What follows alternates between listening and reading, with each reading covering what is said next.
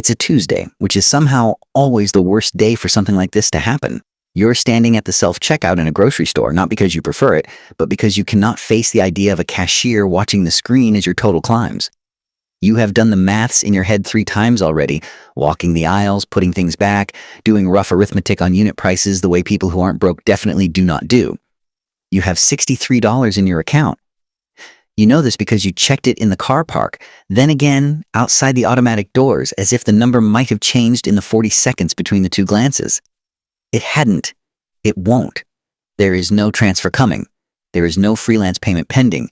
There is a $2,400 direct deposit arriving in 9 days, and 9 days is a very long time when you're buying food by mental subtraction. You scan the eggs, the bread, the store brand pasta that comes in a bag instead of a box because the bag version is 11 cents cheaper, and you have reached the level of broke where 11 cents is a decision. The machine beeps. The total reads $54.87. You exhale somewhere near your shoes. You tap your card. You wait.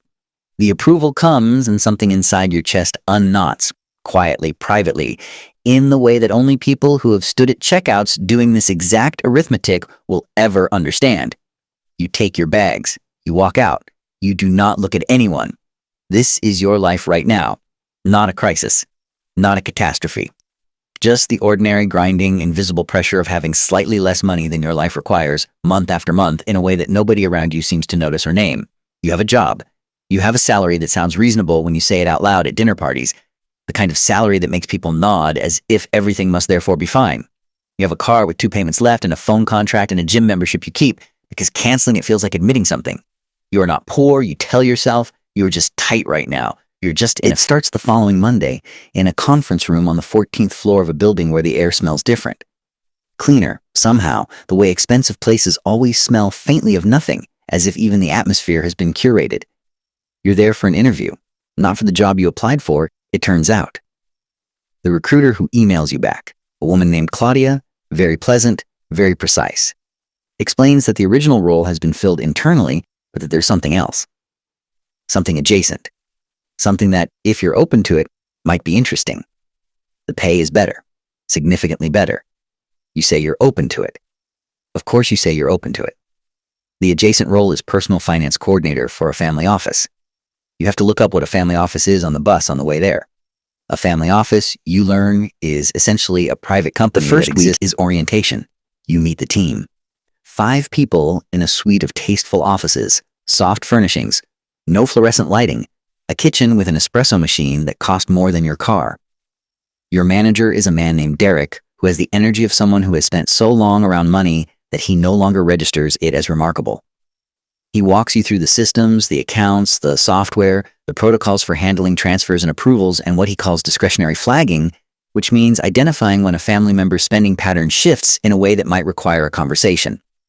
You are managing, he explains matter-of-factly, 14 bank accounts across 6 institutions, the total balance across all accounts for operational liquidity alone. This is when you begin to understand what broke actually means, not the absolute number, the anxiety, the calculation, the constant low-grade monitoring of every figure, every balance, every incoming and outgoing amount, the way your brain has been running a background process every waking hour of your adult life, a process you didn't even know was running until you sat down inside a world where it simply doesn't exist. The Hargroves do not know what is in their accounts. They do not need to. That's what you are for. You are the anxiety. You are the calculation. You are the mental arithmetic outsourced. They have paid someone else to carry the cognitive weight of money so they never have to feel it. And you realize, slowly, you have been unreadable. Your whole life, legible. Walking into rooms broadcasting your balance sheet to everyone in it, and the only reason you didn't know was because nobody who could see it had ever been unkind enough to say so out loud. This is the moment the ground moves. Not because you are ashamed. You are past shame now, or you are working past it. But because you understand that the game you thought you were playing was not the game that was actually being played. You thought the game was, earn money, spend less than you earn, save the difference, wait. You thought patience was the mechanism. You thought discipline was the engine. And some of that is true, the way a child's map of a city is true. It has streets, it has directions, it is not entirely useless, but it is missing the entire underground infrastructure, the tunnels, the systems that move things faster and cheaper and largely out of sight. You start asking Derek questions. Careful ones, framed as administrative curiosity. How does the trust structure work?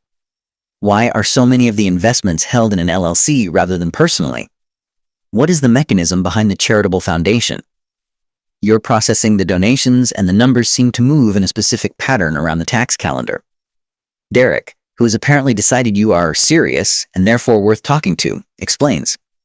He explains in the flat, matter-of-fact way of someone for whom none of this is secret, just assumed. The trust, he says, means the assets don't form part of the taxable estate. The LLC means liability is isolated and certain gains can be treated differently by the tax code. The foundation is a vehicle, a legal, entirely legitimate vehicle. That allows money to be moved into a structure that reduces taxable income while funding causes the family genuinely cares about, but on a timeline and in an amount that is optimized, not random. Nothing the Hargroves do financially is random.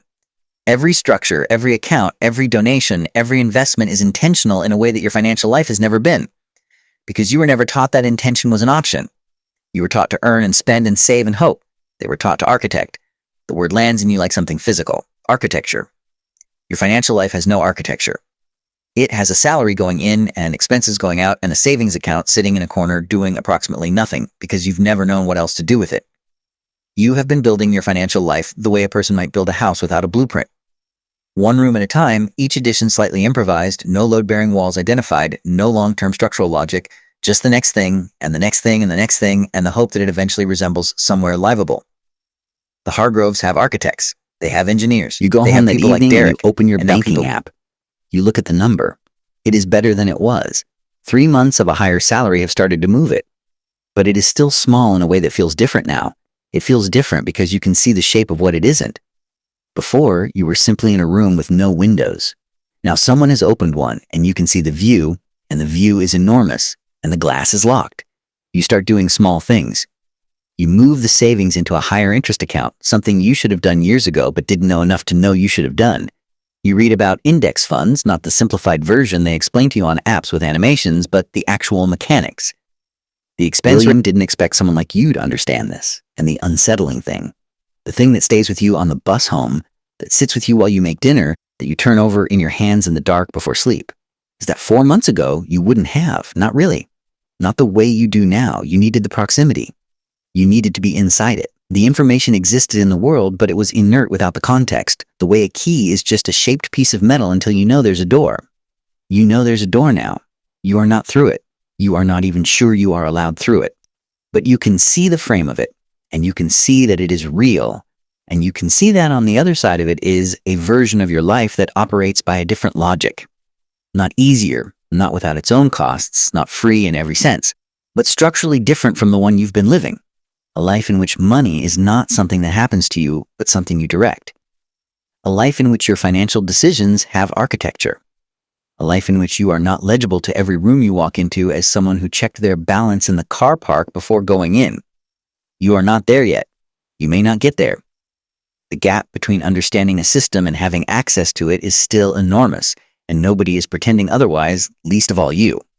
But something has changed, something that cannot be unchanged. You have seen the blueprint, not all of it, not even most of it, but enough to know it exists, which is more than you knew before, and more, you suspect, than they ever intended you to know. The question is what you do with it now. That question is going to keep you awake tonight. It is going to be there in the morning. It is going to sit with you the next time you process a $9,400 dental invoice, and the next time you check your own balance on the bus home, and the next time someone looks at you in a conference room with faint surprise at what you understand, and it is not going to leave you. Not really. Not now that it has arrived. Because you cannot unknow the shape of a room once you have been inside it. And you cannot go back to believing the door doesn't exist once you have touched the frame. The only question left is whether you're going to find a way to open it, or spend the rest of your life standing just outside, knowing exactly what you're missing. That question doesn't have an easy answer. But it does have a next step. And that step is not where you think it is.